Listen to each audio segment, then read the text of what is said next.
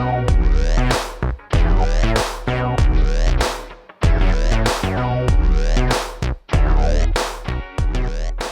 listening to the PR Wind Down Podcast, the show for public relations professionals who are ready to see real change in the PR industry. We are your hosts, April White and Laura Schooler. Let's get ready to wind down. Welcome back to the PR Wind Down Podcast. Laura Schooler, how have you been? Are you in a bunker somewhere, April? I got snowed in. So really? I got down the interstate that goes to my office, and my podcast mic is hostage. Oh my God. And I'm held hostage at home. So I'm now using the mic that I normally use for my band. Oh my God. But I put up a background so that you don't see all the background. Okay, well, I feel like we haven't spoken for quite some time. It does seem that way. I'm sorry that you're snowed in. It's Who would think that you would get snowed in Arizona? I wouldn't, but what do I know? Here we are, snowed in. And it's 51 degrees in New York today. How about that? Spring-like almost. Rub it in. Thanks for that.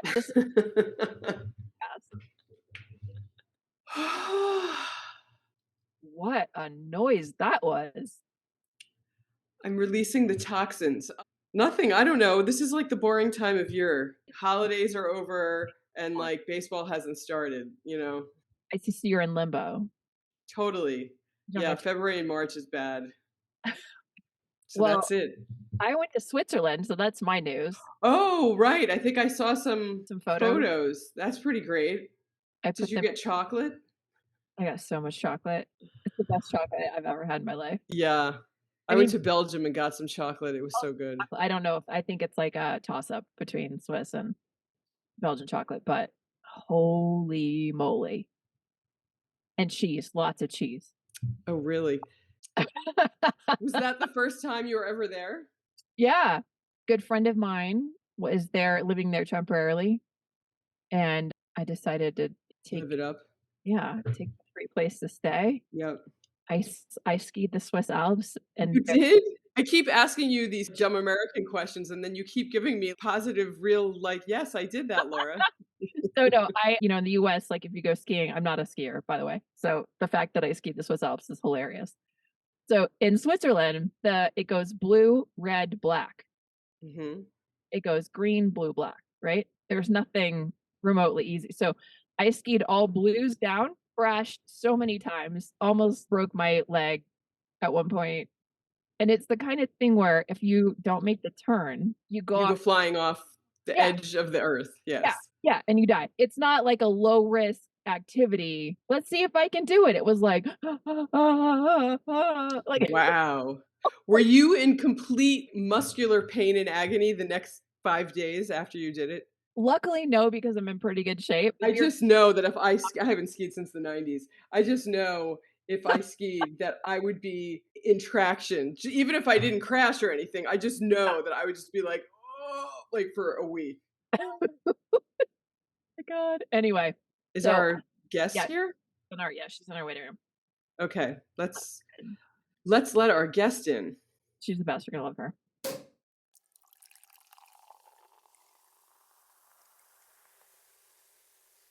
Rachel, how are you? I'm doing great, thanks. How are you? Good. It's so good to see you again. Same. It's exciting. No. What's your little toy in the background? Oh, I have a couple of little guys, but wait, you got the phone? You have the phone. It works. It's legit. It works? Yep. That's great. And then these are my Funkos that I love because I'm a big Mets fan, so I have my Oh Mr. boy. All of my weird things are on the other side. I'm trying to see. Told you were gonna love her. I know. I was wearing last night at the gym my 86 Mets shirt. I am a Yankee fan and a 1986 Mets fan. I grew up in New York, so I have been a Mets fan my entire life. But being in LA, Dodgers have become my number 2. And the Yankees have never left New York. Yes, and I've never rooted for the Yankees. It's one or the other, or the 1986 Mets. Yeah, it's true. I do have the 1986 Mets signed baseball in my living room. Wow. My mom was a huge Mets fan. So I had that shirt that she bought me. It's completely shredded. And then she died and going through her stuff. And then I found her shirt. That's She great. wore it, but it was in like way better condition than mine was. So Oh, that's fantastic. anyway, sorry, April. I don't I'm basically gonna turn this podcast into a baseball podcast, Rachel. That's the like this. all right. So our guest today is Rachel Griffin. She is the co-founder at PlayWise Partners and my friend and colleague from our favorite industry award event, the Stevie Awards for Women in Business, where Rachel has won gold 2 years in a row for her creative PR activations. And today she's here to discuss her favorite campaigns and what makes for an award-worthy creative campaign or brand activation. Welcome, Rachel. Thank you. That makes me sound so fancy. And yeah, I know you're doing other things too that we didn't mention. Do you want to mention any of those? Yeah, I am also a marathon swimmer. So this summer I will be Jeez. swimming the English Channel to raise money Oh, for pancreatic cancer as well. So oh any my listeners God. out there, feel free to come find me at Channeling a Cure on Facebook and donate. Oh So my your money will be well spent.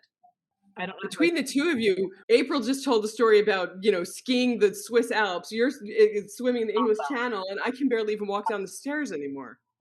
Oh my God. That's amazing. And how many people have actually done that? To date, a lot have done the English Channel, but I'll be going for my triple crown, which is swimming the 3 hardest swims in the world, which is the Catalina Channel around New York City and the English Channel. And so I was going to say, did you do the Hudson River? I've done the Hudson. I came back with all 10 fingers and 10 toes and didn't gain a limb, so that was kind of nice. I did each of those in 2018 and in 19, so I've gotten 2 of the 3.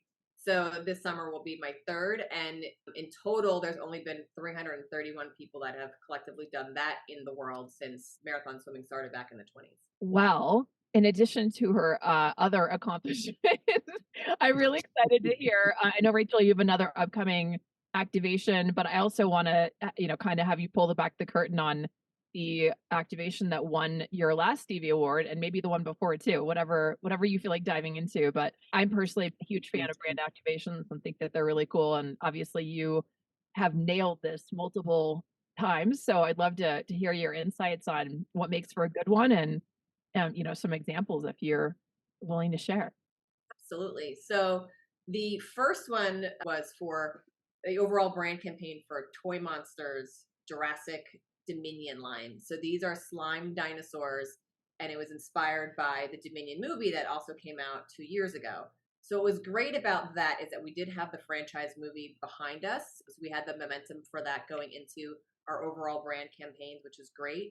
But the idea of anything is to make it fun and get your audience super engaged with what you're doing. So what we did early on was we did an event, and I think it was called ClamorCon, where these high-level influencers show up and their whole weekend is basically covered by the events, and then they get to come and play with all of these kind of toys. So we had a massive dinosaur experience where you had to spin the wind wheel to win a prize. These huge dinosaur cutouts all throughout the Great Wolf Lodge, where we sent them on a scavenger hunt to go find the dinosaurs. And once they did, they stamped their bingo card. And when they came back with their bingo card, then we gave them a collection of eggs. So everything was that. So we started off with that early. Then we reached out to our PlayWise Pals database of influencers, which is a bunch of micro influencers, over 600 I think we have now, where we reached out to them and said, who wants to get in on receiving these dinosaurs before they, hit shelf?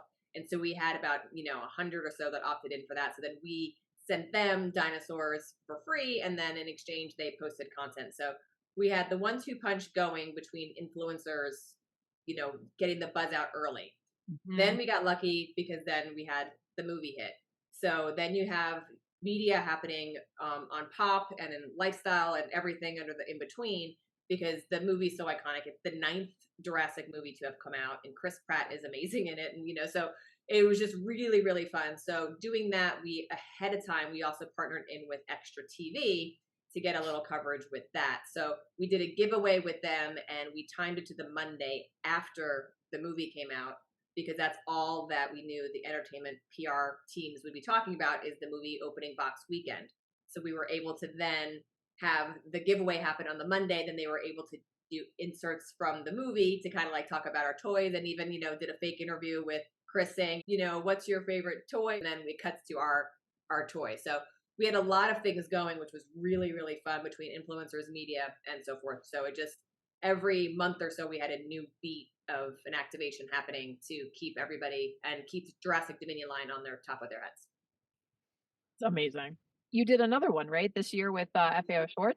Yeah, so FAO Schwarz turned 160 last year, and we partnered with them to create a huge 160th birthday party for them. And so that was a day on Rockefeller Plaza. So we partnered with Rock Center to have this whole experience outside. So not only do people come to experience all the amazing fun and magicalness that happens inside FAO, but then they were able to experience things on the plaza. So we brought in the heavy guns. We partnered with Broadway Cares, and we had Broadway stars, doing activations and dances and things all on this little mini stage. Inside FAO, we have different magic sections, part of Marvin's Magic that sells toys. So we had magicians outside bringing those life-size magic tricks to the guests outside, and then of course was also inside. We reached out to the mayor and got the mayor to officially make October 8th FAO Day. So we had that as well. And then of course inside the store, every single area within the store, which this happens year round, it wasn't just for this event, there are brand ambassadors and demo experts at each phase of FAO Schwarz to go in. So every time you walk into FAO, your mind is blown and you are having the absolute best time. So as soon as you walk in, there are helicopters and drones flying above your head because the sharper image pilots are flying those toys or remote controlled. Guys have, roller skates attached to their sneakers and they are whizzing by you in the hallways. People are there doing pottery to make a wheel for you. There, you can make your own RC. Earlier last year, we introduced the Jellycat Diner, where you get a custom Jellycat, stuffy food in a to-go container, as if you're at an actual diner getting a slice of pizza to go. There's build your own Funko. There's, design your own Barbie. There's an adoption area. So all of these fun things happen inside FAO year round. But we were able to bring that not only inside the store, but outside to the public as well. So awesome. What does doing a good brand activation like this cost? Like, where do you what's the entry point for something like this for brands that are listening and like, that sounds great? Yeah, the budget for an event like this was a little over 6 figures, but again, each budget can be different. And we were lucky that we had a lot of people, wanting to be a part of the event because it is FAO Schwarz. Because a lot of people also kind of volunteered their time because they really wanted to be a part of it. So Broadway Cares, we didn't pay them. They're our charity of choice. So they wanted to be a part of the activation. And we blanketed the tri-state area with media and influencers to come to the events. We had one-of-a-kind items. So this Funko that I have that I showed, which I'll just show you guys, you can tell, but he's a little sparkly. He's not your typical Funko that's out there. Totally. So within every 12 regular Funkos of the toy soldier, there was one that was sparkly. So we also had these like little special chase items within certain, whatever rounds of toys. So Matchbox had their cars, and Schleich had a 160th anniversary dino, something specific for the brands that are inside the store.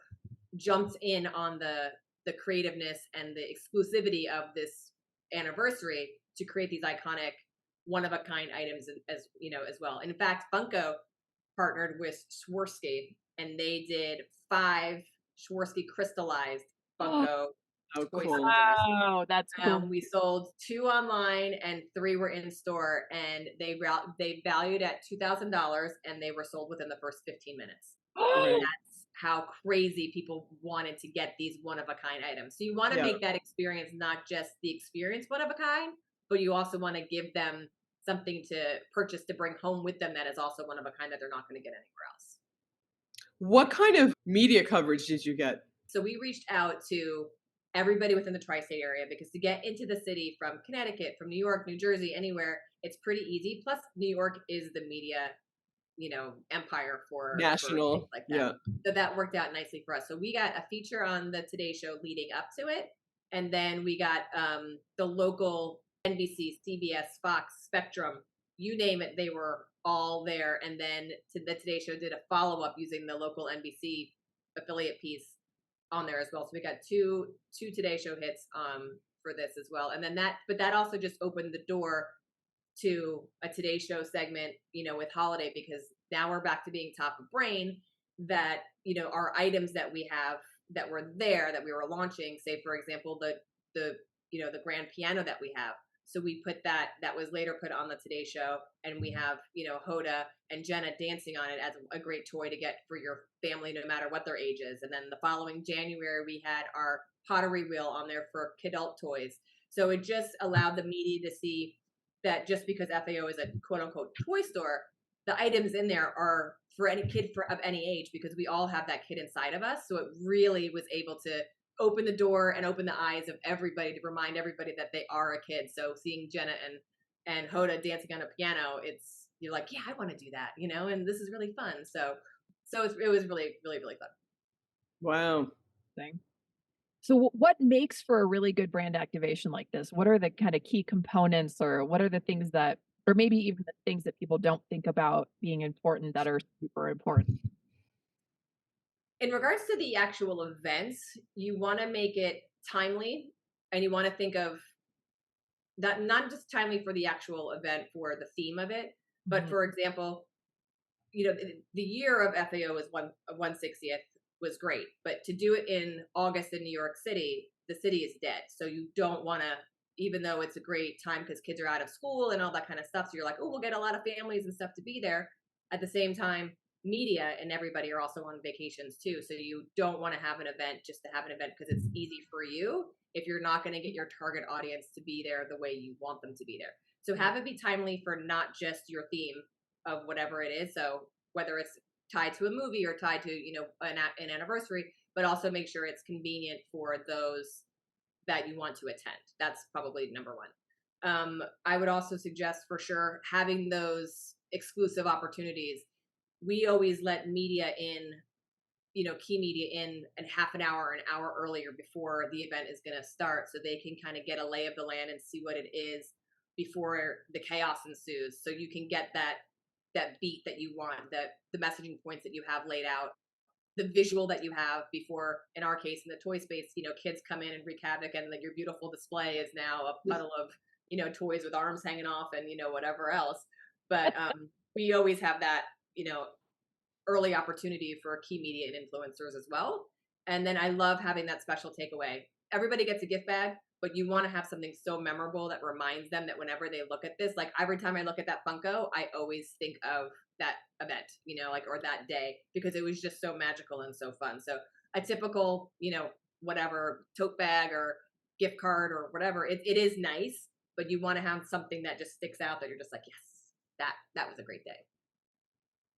I love that. I love that. And are you leaving for New York tomorrow for another event? I am. So we have a client, So we're fine. fashion doll company brand that is not even launching until May. But again, to get the excitement going, we are partnering with New York Fashion Week, and we are doing a fashion show in Fashion Week, displaying the beautiful outfits that are on these fashion dolls to show how fashion forward this doll line is. And we have media, influencers, trade experts coming as our guests to be part of the fashion show experience, to help tee up the cool factor that this is not just a doll for your 8, 9, 10, 11-year-old, but those that are collectors out there, those that are fashion people out there, you're going to want to have this doll on your shelf to look at, because it is so beautiful. And I'm going to tell you, I've seen a lot of fashion dolls. I launched the Bratz dolls. So I've been around the world with dolls, and this packaging, it's so clean and crisp and clear, and these dolls are really, really pretty. So you're gonna wanna collect them as a collector, but as a kid, you're just gonna want to play fashion, and you're gonna want to play fun, and it's really, really great. So that's how we're starting this campaign with an activation, is not even having the product, just showcasing how beautiful the fashions are, and then we'll tier it up with influencers doing the reveals, later in May, partnering with the retailer, and then of course doing events, rollouts throughout the summer and into the holidays. So cool. And the fashion that you're doing, are they life size and on models, or they're actually on dolls? No, we are not revealing any dolls at all. So this is going to be models walking the runway with the fashions of the dolls. And how big are the dolls going to be? The dolls are typical fashion doll height, 11 inches, 10, 11 inches. They're beautiful, but yeah, so real human people will be Wow. strutting the runway, with this, and we'll have a photo op where you pretend that you're on the cover. So anybody that comes obviously is going to be pretty fashionable. So we'll have a photo op for people to be on the cover of the magazine themselves, being fashion forward as well. So that's one activation we're doing. So starting Monday, look for love LUV fashion or love, and you'll see some posts. And do you have media coming to that event? We do. So New York Fashion Week themselves, they took most of the invitations for us, which is great. We targeted our list. So we have toy experts, we have toy fashion writers in media, and then we have doll enthusiasts and fashion enthusiasts, influencer bloggers that are well known within the space. It's so awesome. And so in general, how do you come up with these ideas? Is it you and the client together? Do you brainstorm with your team and then present them? Like how do these come about? Usually we brainstorm internally. So my business partner Sheena, is her creative mind is just like it's amazing. I wish I had a tiny bit of her creativeness that she has. So she kind of like throws all these ideas out, and then together we'll kind of fine tune them and be like, oh, well, what about this and what about that, and we should do this. Oh, this influencer will be Gary. Didn't this guy find this influencer? Maybe they'll do this, or whatever it is. So depending on what it is, and then we'll present probably 5 to 7 really fun ideas on a tiered price range of activation fees, anywhere from $5,000 to doing like an influencer breakfast and a showcase or this or that, up to a $500,000 integration with whoever, Kelly Clarkson, I'm making it up, but Yeah. something like that. And then depending on budgets, we can then get the green light to go for, something. So as you create your events, as you get your influencers and your media and whoever lined up, reuse those, and reuse those people that showed up, because they're going to come to that event and then they'll be able to help you with the next one, or come up with an idea that has nothing to do with that one, but they knew how fun that event was, or your location was, or your items were, that they will then, come to you to partner versus you having to call them to partner or something like along those lines. I love everything about all of this. I know I would like to talk to you for another 4 hours about this, but I know we're already over time. So that was fast. is there anything we didn't ask you that we should have, or any other advice that you want to offer? And if not, any other final questions you want to ask us, since we've been doing all the question asking? I'm going to do a twofer here. Perfect. One, don't let budgets really constrain your creative process on whatever event or activation you want to do. I know a lot of PR people, the first thing they say to their client when they say, we want to do an activation, the first thing on their mind is, well, what's your budget? Because if you think you only have $5,000, you're only going to think small at $5,000. Where if you think big at 50,000 or 500,000, your brain will think differently when you have that bigger budget in mind. So you don't want to limit yourself by limiting your budget or thinking you have a small budget, because that'll just limit your creativity of whatever event you're going to want to do. Yep. So because you'd be surprised if you come back with a massive creative super duper plan of something neat, they may actually give you that bigger budget. That's like a good lesson in life too, not just Absolutely. But I would love to ask you guys, what activations would you like to have done or like to see within your spaces? Well, I've worked with some events marketing companies in my life, so I've sort of seen it in the entertainment realm. And a woman who I know who has her own events marketing firm called OTR, Off the Record. She's amazing at creating like fantasy lands. And if you're familiar with the Forest Hills Stadium in Forest Hills, Queens, there are these hidden speakeasy suites for people, and they spend a lot of money, and each of them are uniquely designed, in all different motifs. And she's the one who did this whole project. And so throughout the whole spring and summer, she's at every show at Forest Hills, making sure that all of her suites are, fantastic. And so the experience for the people who go to these concerts and are in these amazing speakeasy suites, I mean, it's just a lifetime memory. So it's amazing. That's awesome. That's really cool. I love it. Well, Rachel, I definitely want to have you back on, because this has been so much fun and you're so insightful and entertaining and charismatic and all of the things. So, Thank let's you. do this again and Absolutely. let me know how things go with Fashion Week. That sounds amazing. Yeah, be on the lookout for sure. Awesome. Cool. Thank you so much for your time. It was so much fun and looking forward to chatting with you again soon. Thank you. It's a pleasure, guys. So much fun. Bye.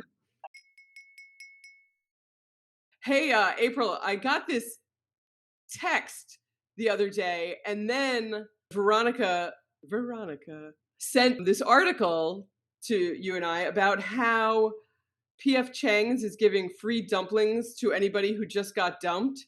And you have to give them some sort of proof, like send them an email or a text or whatever to prove that you got dumped. Oh, And then, yeah, you have to text them with your evidence, and then they will give you free dumplings if you go to P.F. Chang's. I love it. I think that is so Hut is clever. doing a similar thing where you could send a goodbye pie to like your ex that you just broke up with. Wait, oh, who's doing that? Oh, Pizza Pizza Hut. Hut. Yeah. Oh, But given what our guest was talking about in terms of activation, this yeah. is, kind of an example of that on maybe a smaller, maybe not a smaller scale, but not like an in-person event. Okay, so wait. So Pizza Hut delivers goodbye pies for Valentine's Day breakups. And they are capitalizing on the surge in breakups ahead of the holiday by offering to send a breakup text or a free pizza to a consumer's future ex. This is so funny. I, I love this. Okay, so there's a microsite. Looks like it's only at like locations in New York, Chicago, and Miami. But you can send a goodbye pie. They'll draft the breakup text, including a link for a gift card. It says 45% of people agree it's better to call it quits on a relationship ahead of the holiday. So apparently, lots of people are breaking up before Valentine's Day, so they don't have to do Valentine's Day. And so Pizza Hut is launching a campaign known as Red Tuesday for being the day that people break up the most often in the year. And to help consumers skip over the awkward breakup conversation, they're rolling out a limited time hot honey goodbye pie. So you're sending the person you want to break up with a free pizza. Yeah. So for a personal touch, the goodbye pies come delivered in custom packaging with a simple message with room at the top for soon-to-be ex's name to be added. And then consumers outside of the 3 participating cities can visit the same microsite to request that the chain write a breakup text that can be sent to their future ex, along with a gift card that can be redeemed for a free hot honey pizza. That's funnier in my head that the pizza goes Right, that like it's delivered to them. Like, April's breaking up with you. Here's a pizza. or like the delivery guy had to tell them. That would be extra funny. This is Well, a right, but then the delivery guy might get his smack face punched. Yeah, exactly. liability. So that's the Pizza Hut version, and then the PF Chang version is that you have to give Yeah. your sob story, and then the PF Chang will give you some free food to help you eat your way out of your heartache or whatever. Yeah. Yes. Well, I like that they came at it 2 different ways. Very interesting. And it's cute that it's dumplings for dump, right? Like I didn't even, yeah, dumplings. Yeah, Dumplings. I didn't get dumped, but in retrospect, I should have left. I got a Valentine's card from a guy I was going out with once that the way he signed it on the inside was, "Dear Laura, happy Valentine's Day." And he wrote, "It's been fun," and then signed his name. I should have broken up with him, is what I'm saying right then and there. And believe me, I should have. It's been fun. What every girl wants to hear or read in the Valentine's Day card from their boyfriend. Oh God, Valentine's Day, worst. So it's the worst, and so I, think that these promotions by these brands are funny, cute, and they got media coverage, and they'll get eyeballs. I like the timeliness of it. In the case of the dumplings, I like that they're, playing words with dumping and the dumpling, like you're the dumpling, the dumpy, right? I also think that it's funny that they're going against the grain. So instead of, doing the, free pizza for the love of your life, that would be so cheap, right? But I like that they kind of did something a little bit sassy, a little bit counterculture, which I think works really well. And also, there are lots of people that are not happy on Valentine's Day in the relationship, or did get dumped before, or don't have somebody, right? And so it's comforting to anyone who's not in this, I'm in love with the love of my life on Valentine's Day, and we're going for a hot air balloon ride with chocolate, which is most people. I think that is cute. And I think, yeah, I think it got coverage just because it was a little bit Sassy. a little sassy, a little sauce. A little sassafras. I like it. I think it's great. All right. All right. Well, with that, it's time to say goodbye, Laura. Goodbye, Laura. Oh, that's not what I mean. What I mean is, thank you for tuning in for the PR One Down podcast.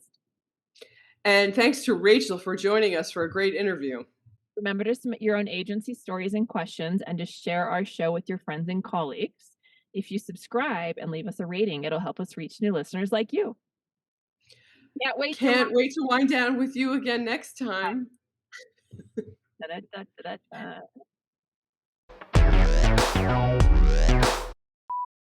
isn't about PR. This is about baseball. Oh wait, I was like, do I have a Mets thing on my desk? Wait, hold on. And then you can go. This is one of the greatest. Do you know this picture? Oh my God, that's Strawberry and Doc. He's a little blurry. Who is that? It's Lenny Dykstra with Strawberry and Doc. Dykstra. Nice. That's a great photo. That's awesome. It's really great. Okay, April, now you're allowed.